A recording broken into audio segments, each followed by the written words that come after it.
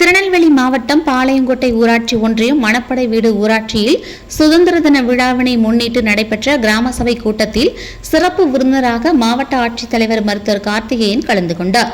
சுதந்திர தினத்தன்று அனைத்து ஊராட்சிகளிலும் கிராம சபை கூட்டம் நடைபெற்றது.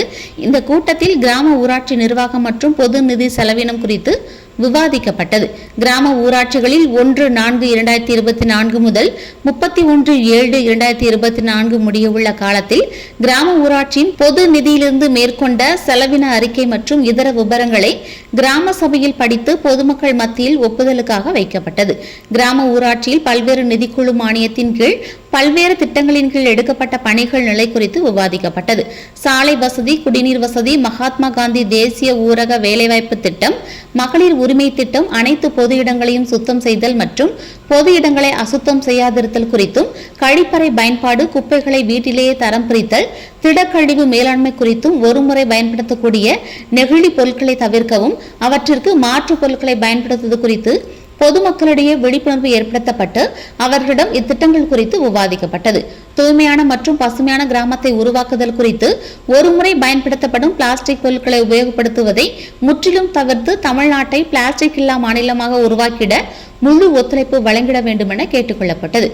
இந்த கிராம சபை கூட்டத்தில் மாவட்ட ஆட்சித்தலைவர் மருத்துவர் கார்த்திகேயன் பேசினார்.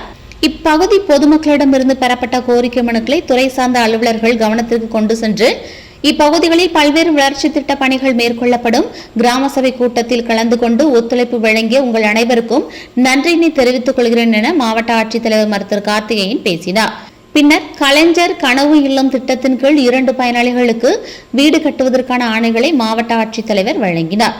இக்கிராம சபை கூட்டத்தில் மாவட்ட ஊரக வளர்ச்சி முகமை திட்ட இயக்குநர் சரவணன், மகளிர் திட்டம் திட்ட இயக்குநர் லக்குவணன், உதவி இயக்குநர் ஊராட்சிகள் அனிதா, தனித்துணை ஆட்சியர் ஜெயா, வேளாண்மை துறை துணை இயக்குநர்கள் சுபசெல்வி, வெங்கட சுப்பிரமணியன், தோட்டக்கலைத்துறை துணை இயக்குநர் இளங்கோ, பாளையங்கோட்டை வட்டாட்சியர் சரவணன், ஊராட்சி மன்ற தலைவர் சிவலட்சுமி உட்பட அரசு அலுவலர்கள் மற்றும் பொதுமக்கள் பலரும் கலந்து கொண்டனர்.